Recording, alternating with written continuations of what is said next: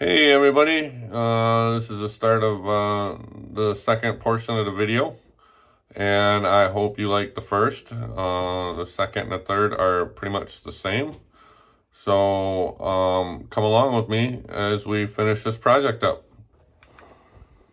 Alright, I'd like to take a moment here while I got these parts on the bench to show you in more detail what these are. This is the rocker assembly. This is for like an intake valve. Yeah, it's for the intake valve because here's where the intake valve actuator pushes down on. This is for the exhaust valves. Mind you, there's 2 exhaust valves per cylinder, 2 intake valves per cylinder. This is for the injector. They're all adjustable. There's no hydraulic lifters in big diesel motors. These are the rollers. I'd inspect to make sure that these rollers look good, that there's no chunks missing, flat spots. They have normal wear. I look at all these. So here's an intake, here's an intake. This is for 2 cylinders. I come over here and I'm just gonna visually inspect all these. I'll clean these up somewhat, wipe them down. I don't want to take all the oil off of them because it's just going back in, but I will clean them up a little bit. This is where I would adjust the valves adjustment with these here. So I'll show you that later on. These are the Jake brakes, and these are the intake valve actuators, which ride on this. That actually holds these intake valves open to reburn the exhaust gas, pushes the exhaust back into the motor to get it reburned. Just dumb design, but basically basically it's eating its own food, which isn't good. So I just lay these out here in order. This is for the back of the motor, this is the middle of the motor, this is the front of the motor. So then we'll go back on in the same spot. So, hey everybody, I'm back. Already gone to get my parts. I'm gonna start cleaning up and putting this back together. But I just wanted to point some few things out here. There's some wiring harnesses inside of this motor that run the injectors and the other mechanisms. These wires, I got this opened up like this. I will inspect these wires to make sure there's no bare spots rubbed through, because sometimes these things will rub against the springs if they're not routed right. But I think I've done a pretty good job when I put these in here. I just want to check to make sure there's no bare spots, because that'll affect how this motor runs. I just kind of give it a once over before I start putting together, but I'll get you guys set up and then I'll do a little cleanup, wipe down, and then start putting it back together. Welcome back everybody. I have picked up my parts today, and we're going to start putting this motor back together. I've already wiped down some of the surfaces here that just need a little bit of cleanup. But before I started, I took this, which is just a plastic zip tie, and I put it down one of the very front hole of this motor. And the reason why I did that is I grabbed the engine fan and turned the engine over by hand so I could find where top dead center was of the piston. That means that the piston is at its highest point in a compression stroke. When I got it up that high, I went over on that side of the engine, down by the back of the motor, and there's a hole that I could stick a screwdriver in, and I can then turn the motor over just a little bit more by hand, and the screwdriver will go in a hole. And that means that the piston is definitely at the top dead center of the power stroke, possibly. Now, what that means is I need that set like that to adjust the valve lash on this motor. And I've got a procedure, and I'll show that to you, for when I start adjusting the valves. I can only do certain ones, and then I have to rotate the engine over 360 degrees to get the other cylinder at top dead center for compression stroke. So I just have to do that twice. Once I get this front one set, I'll be able to tell if it's an intake or an exhaust that's open. And then I can do 3 of them and then do the other 3. So it's pretty simple. So I got that set while we were off the air, and I'm going to open these packages up now and show you what a brand new injector looks like. These are not cheap.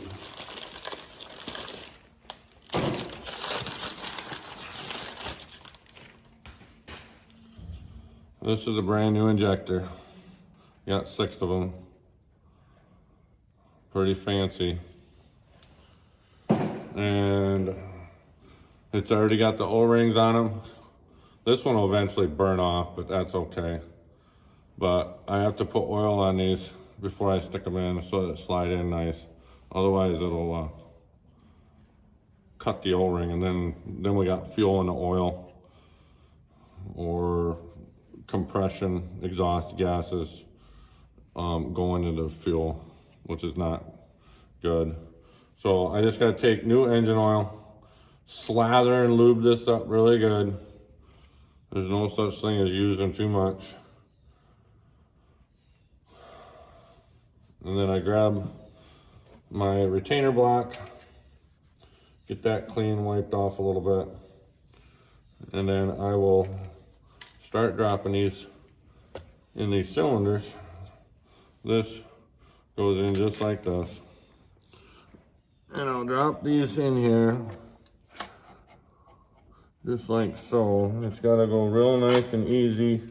You don't wanna force these in, because that means you're cutting the O-rings. So we'll grab a bolt, whatever they want. Hit the eye, we'll wipe a bolt off. These have to get torqued to 22 inch-pounds. I don't believe in using the correct torque because I've snapped some of these bolts off. So I just use the old-fashioned when it feels good. I've been a mechanic for 30 years working on my own stuff. I kind of know what I'm doing. Kind of. So we're gonna get this injector set. I gotta grab a ratchet, wherever that went. Oh, I didn't grab a ratchet. Hold on, folks. All right, sorry about that. Had to get the ratchet. And we just pull these down until they seated.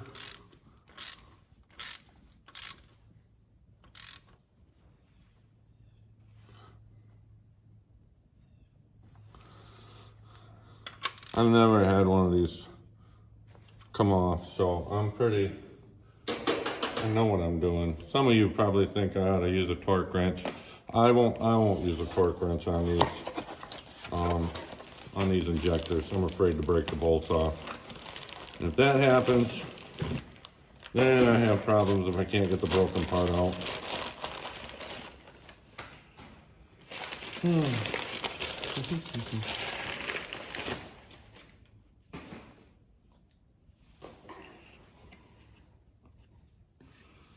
Lube up another one. I need to move this oil over. I got fresh, clean oil in a thing. That's what I'm dipping over here out of camera view.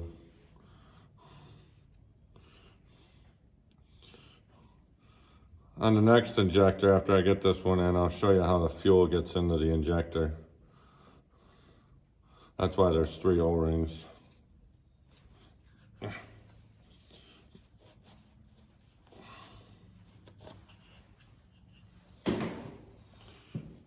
Alright, we'll grab another retainer. And as I'm putting this together, I'm actually looking at all these parts and bolts and pieces, making sure that they look okay. That way they don't cause me a problem later on.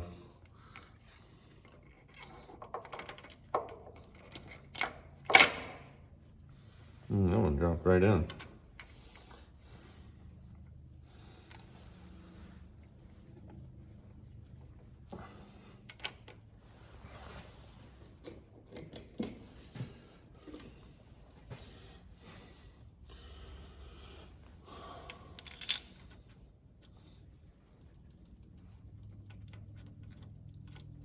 This is actually pretty simple to work on. I'm self-taught.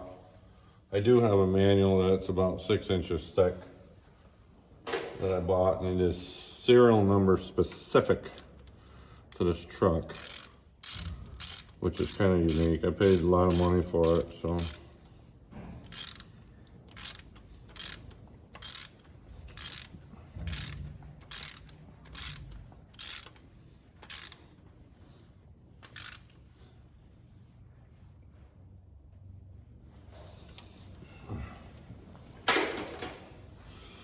There's number 2.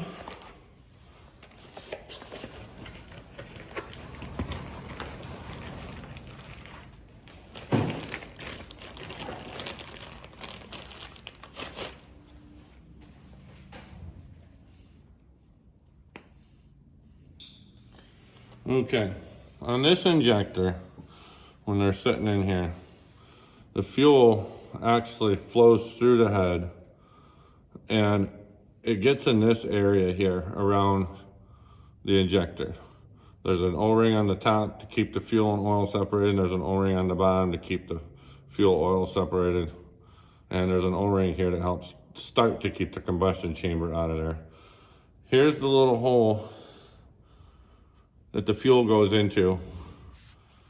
And there's one on the back side also. Fuel goes through it.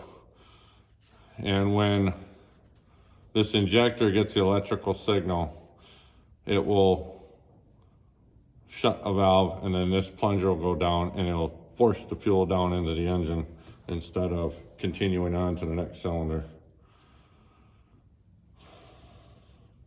It might not be exactly how it works, but that's just pretty close to how it's supposed to work. But yeah, fuel goes in that small hole and comes out the other one.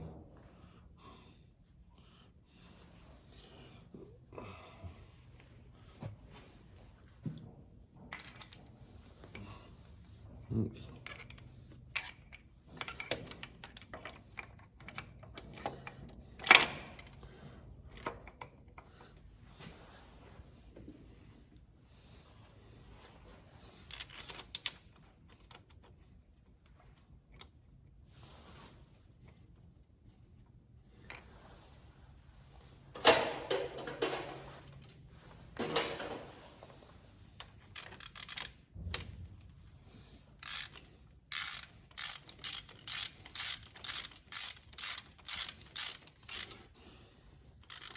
I like working on my own stuff. It gives me a chance to be one with what I drive every day. When I know something's acting up or being goofy, I know I can pretty much tell right away. Like yesterday when it wasn't pulling very good, I knew something was wrong and figured it out. Just spend more money. Oh.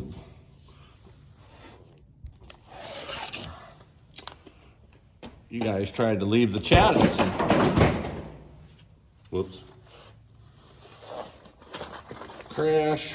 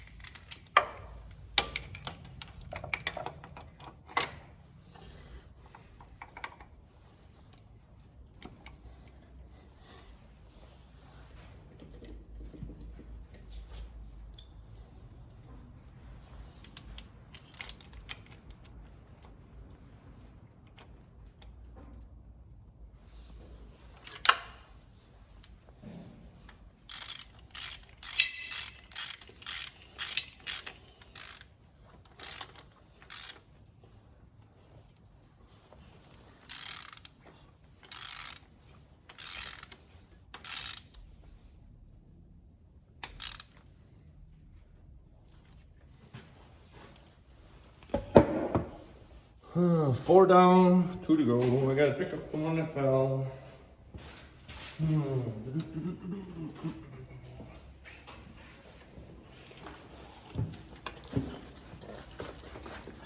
These are remanufactured. Basically, they're used and they got rebuilt, and they put a good warranty on them. I got a year warranty, so shouldn't have a problem. I got almost a million miles out of the other set that was in here that I took out. Some shops will just try and sell you one injector.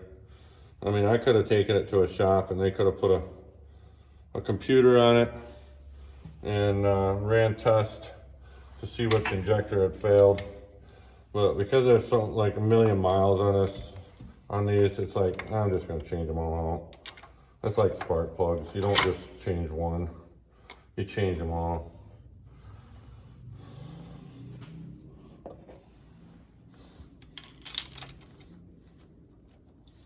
These retainer bolts, they are 3/8 grade 8 US thread bolt.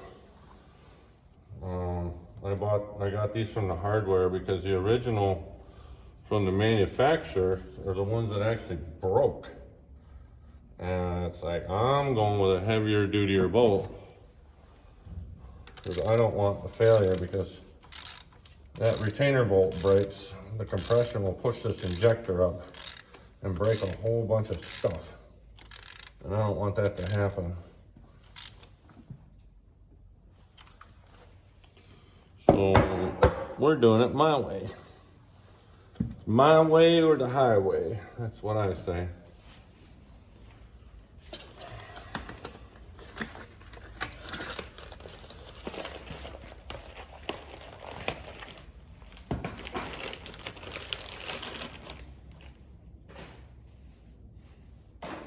Oops. Oh, ring fell off on that one.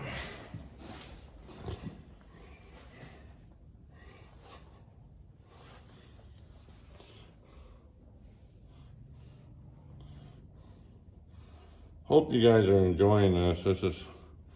This is something totally new I'm doing, thanks to Jody at Marketplace Boutique getting me encouraged to do some of this do-it-yourself stuff. Hopefully it's helpful to some other people. A lot of truck drivers that own their own trucks, they sometimes don't know how to do stuff like this, and maybe somebody will learn something from it and you'll save themselves some money. Because I know if I had to pay somebody to work on this thing all the time, I'd be broke all the time. And it's not because I got a bad truck. This is a good old classic truck. This is built the right way, and it's not, it doesn't have a lot of computers to it. There's only one computer versus the newer trucks that have like 13 computers to make the dang things run. Plus I can work on this. The new ones, you need a computer to tell you what's wrong with it. Me, I just figured it out the old-fashioned way. So, last one going in and going down. Last one going in.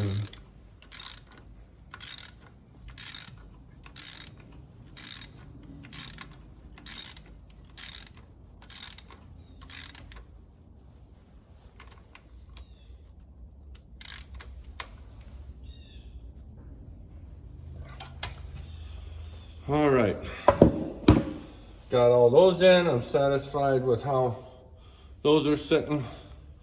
Let me step away just for a second. All right, we're back. We are going to put the wire harnesses back on. We're gonna put them on the injectors, and then we can start putting the rocker assemblies back on. So these just go over the top of the injector studs, which I gotta get started. Some of these can be a pain in the butt. That one's not so bad.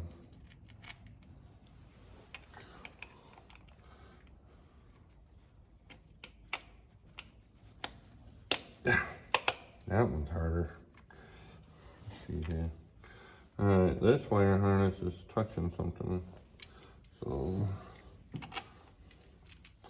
always want to make sure when you're putting it back together to make sure the wire harness is not touching the valve springs to where they're going to get rubbed through. There's not much room in here for error. Very, very close quarters.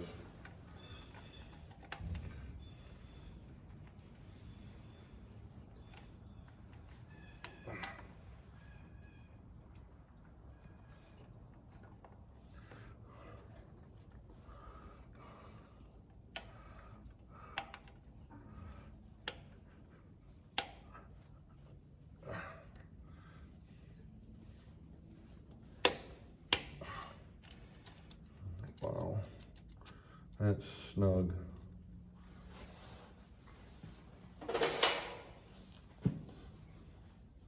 And these don't get tightened very tight either.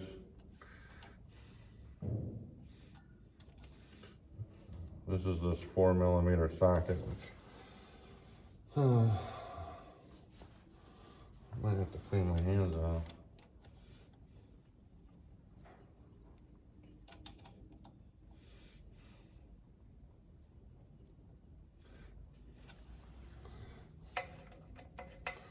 I'm gonna use this ratchet on that one.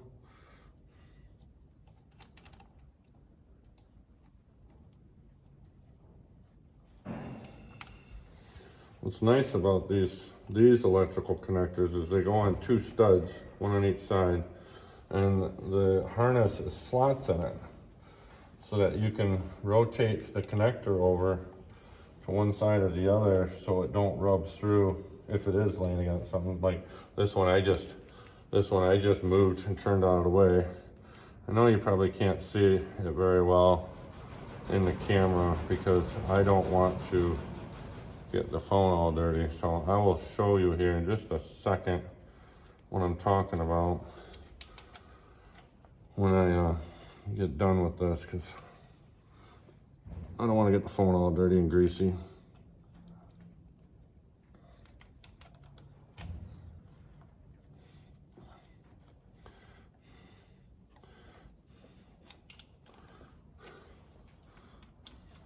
Oops, I need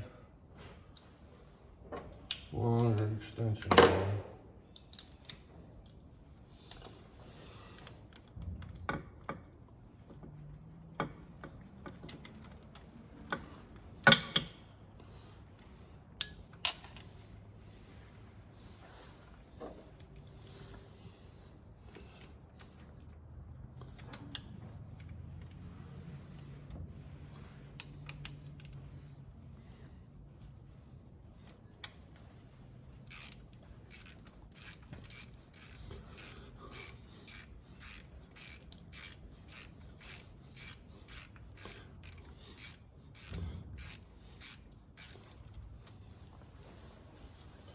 Let me show you on this front one what I'm talking about, because this one's doing it. See this harness? I can rotate it on this injector to get it out of my way, because if it was back here, it would actually rub on this rocker bridge. So I'm actually going to move it up here so it's away from it, so that wire harness is wrapped around that injector that doesn't move.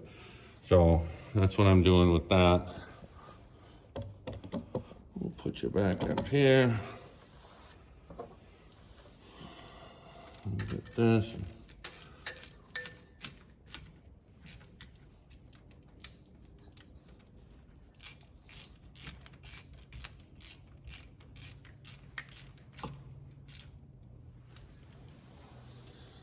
See, that one's.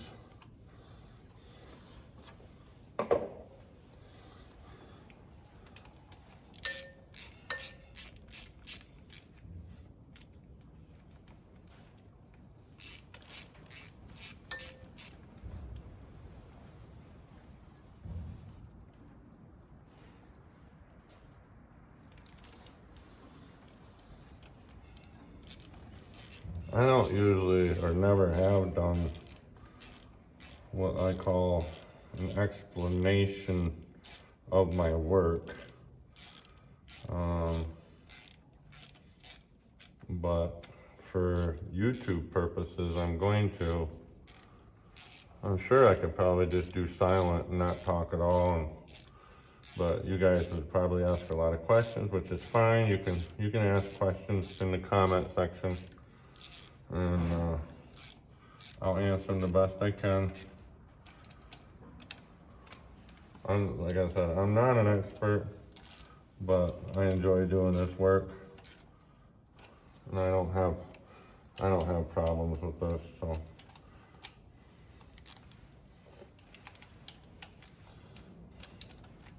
Alright, that's done. That's put together. Now I gotta get these wire harnesses up out of the way. And I gotta set some rocker arms in. And then I'll have to get the torque wrench out and make sure they're torqued the right way. Wipe that clean, wipe that clean.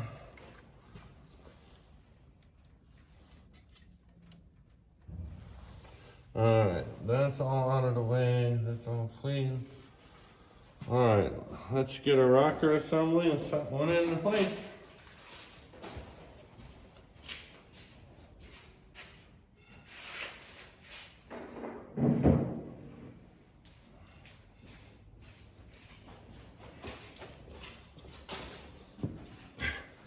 These are heavy and awkward because these rockers float on this shaft and they want to slide off when you're monkeying around with it.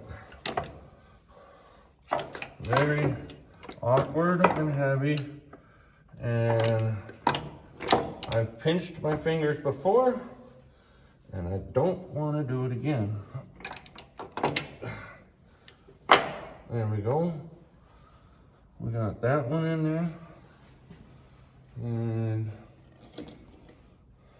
we're gonna get us a bolt. Well, I gotta find a rag. Where's my rag go? Here's my rag. Alright. And remember what I said earlier about specialty bolts and the hole that they have to go in. The rest of these bolts are six-headed or six-sided bolts. They're all the same length. But then we got this one special one. Remember what I said about that one? It's got a tapered shank for the hole to go around it. That's the number 3rd hole on every assembly. Actually, hang on, back up. I can't put that in yet. I can put the rockers in, but I can't put the bolts in. I'm getting ahead of myself. Not your fault. I need to set another assembly on the top of this.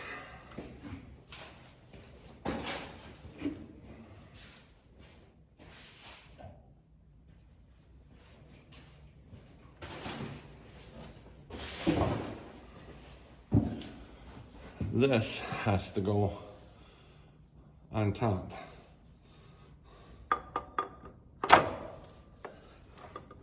Goes over that bolt because there's a stud there. Now we can put the bolts in. Specialty bolt goes in the 3rd hole. And we got the rest of the bolts, which are the same length, in the rest of the holes. Oops, I'm gonna pull this back up, I bet. Yep. Because I gotta get that bolt in there. Forgot the firewall's in the way. That bolt. There we go. There. That's better.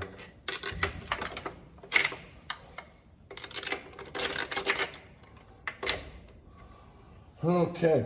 Got that in, got that on.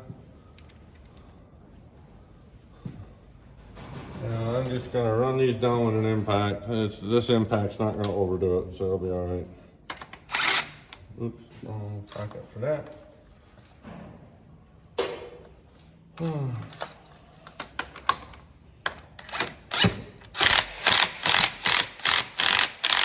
This electric impact is not going to break those studs off, so we won't have to worry about that.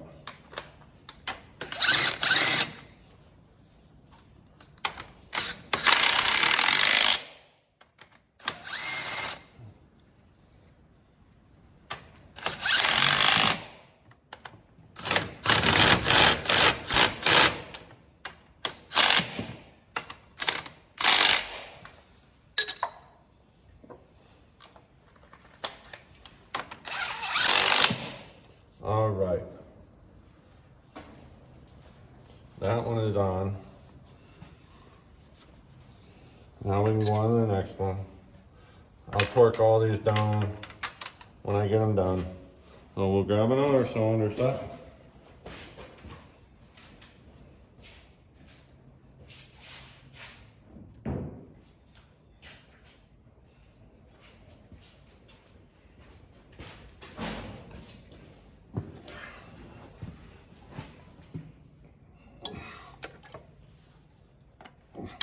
These are very awkward to manipulate and maneuver.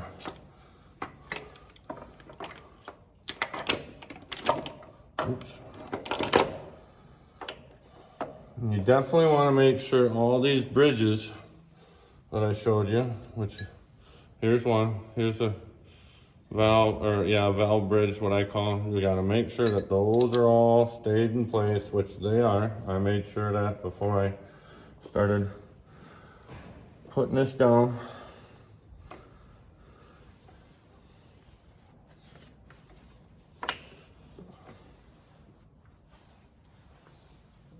Rotate this around so that them holes line up.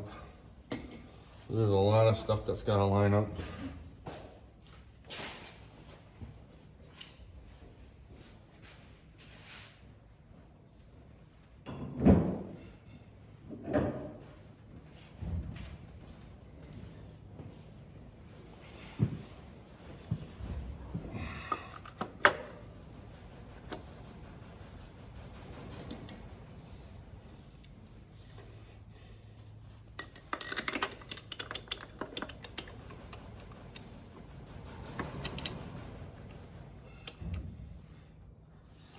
Sometimes these things don't want to line up.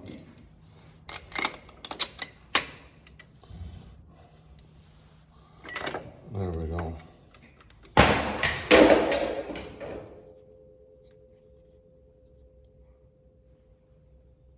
How did that go flying? That's weird. Huh. Okay. My impact went flying. Somehow that fell off.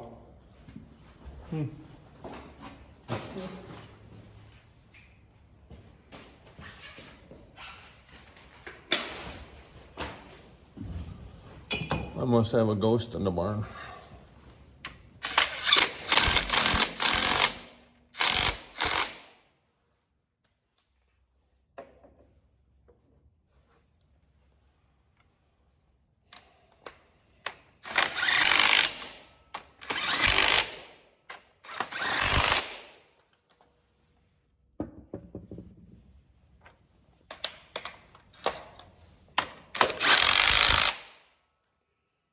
Okay.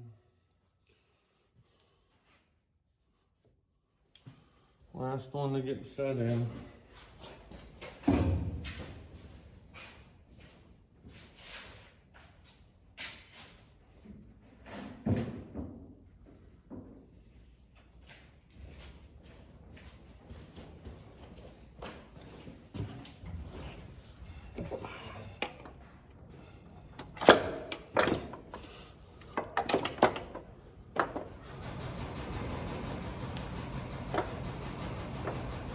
That's the wind blowing on the barn.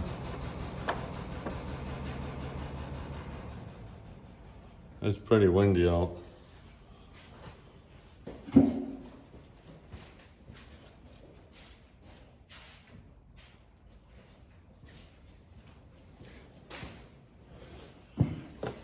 might think I'm just bringing dirty parts back over and dropping them on. As I'm grabbing them, I'm walking back over. I'm actually wiping off the contact surfaces. And yes, you see oil. I'm not going to clean them 100%. It's fine. It's going to get dirty again. So.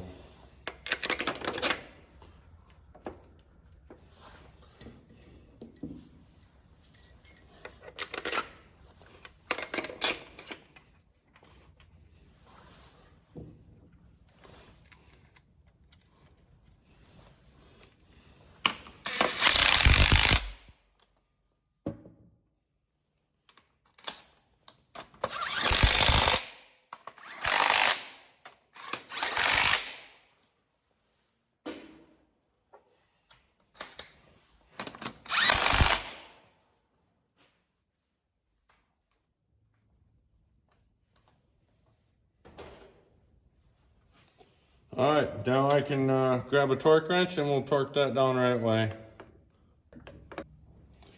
All right, I got my torque wrench. This is a special wrench that you can set it to a certain number. I don't know if you can see them.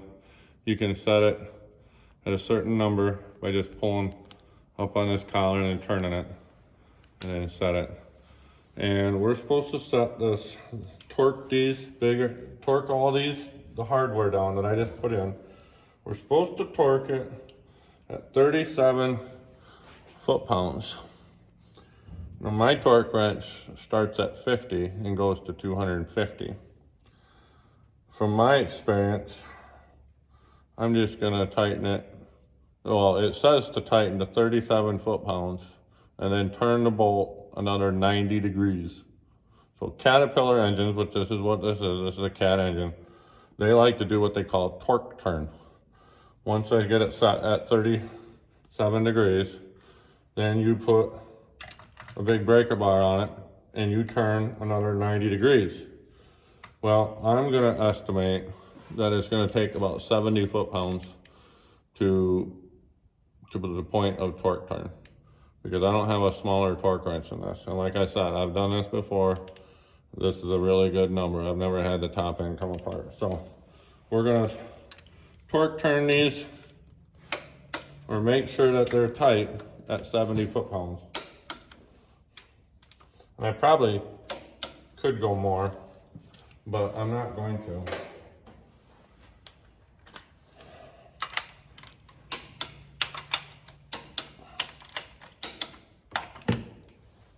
Oh, see? This one's not tight. There we go. Do you hear that click? That tells me that it's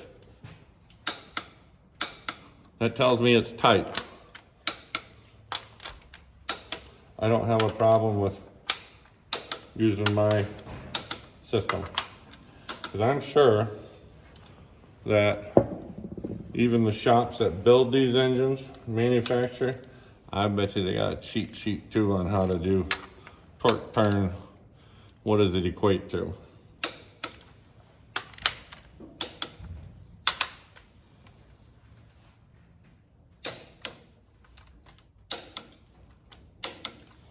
There. We got that set. Now we can grab these little wires that come up here and plug those back in on each side of these solenoids that actuate these Jake brakes. And they can be a bugger to get back on. Okay, do I got pliers here? Nope, I don't have pliers. So we gotta do it the hard way. There we go. We got little retainers to hold the wire so it don't move around. We'll get this one on.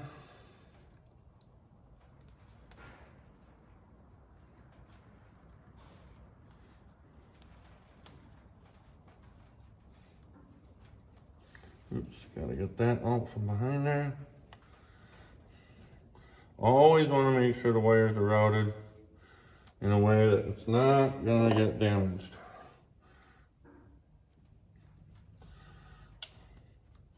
I don't want to take this apart again to fix an electrical issue.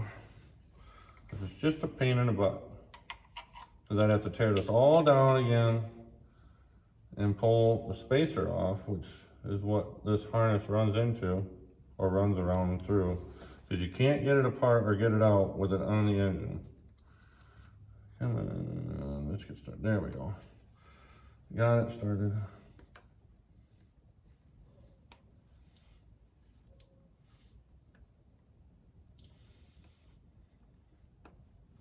There. Got them on. Okay, next we can actually adjust the valves now.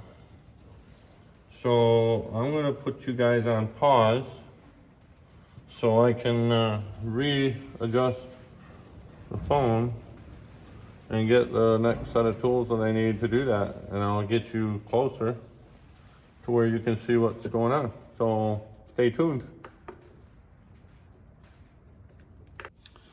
All right, welcome back.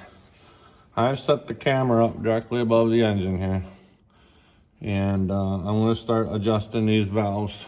Which this is intake valve, because another mechanism I have to put across here is going to push down on this. So I know this is an intake valve adjustment. This is exhaust, intake, exhaust. They all the same. Now earlier when I showed you that I stuck this zip tie down in the hole where the ejector was, so I could tell where top dead center was, and then I stuck a screwdriver in so I can make sure I was on the flywheel. That does not tell me what stroke that this cylinder is on. What I do now is I've got a cheat sheet that I made, this right here. It tells me that I made. It tells me what injectors, what intake, what exhaust I have to check, so that I can see which cylinder is supposed to be which. Now, there is some backlash, so that I can tell. I'll grab this. I don't know if number one is power stroke, or if it is for the exhaust to push it out. So if I want to adjust number one, it should be loose. That tells me that I can't start with number one. That means that number 6 is on top dead center. And just by my cheat sheet, I should have to adjust number 2 exhaust. You could hear that. So that tells me that number 6 is at top dead center. So I have to just adjust certain ones of these before I can do anything to, so I have to adjust the exhaust valves on cylinders 6, 2, and 4, and I can adjust the intake valve on cylinders 6, 3, and 5. So let's get started here. I'm going to move you guys down a little bit, or move you back, because I just wanted to show you the difference. This is intake, this is exhaust. The next one's going to be the same. I have feeler gauges. These are feeler gauges. These are all very, very thin, very, very thin pieces of metal. They all have separate thicknesses. I can see it. I don't know if you can. But there's like 100 in here. They're different thicknesses. I got to get the right thickness. So all the intake valves are going to get set at 0.015. That's the gap. That's this one. It is really thin, really flexible. So I'm going to set this feeler gauge up. That's going to be my intake. And then I have another feeler gauge that I'm going to set exhaust on. That one's going to be 0.30. So that's a lot thicker, which is this one here. They're a little rusty, but that's fine. So I'm going to go through and I'm going to loosen up all this hardware so that I can adjust it. So I'm going to put you guys back on hold so that I can move the phone, or move it again. And get you guys set better, so let me shut you off. Hey everybody, this is the end of video number 2, and just one more video segment to go. So if you like this video, you can leave a comment and a thumbs up, and don't forget to subscribe if you haven't already. So hopefully it's been educational. So don't forget to tune in for segment 3. Thanks.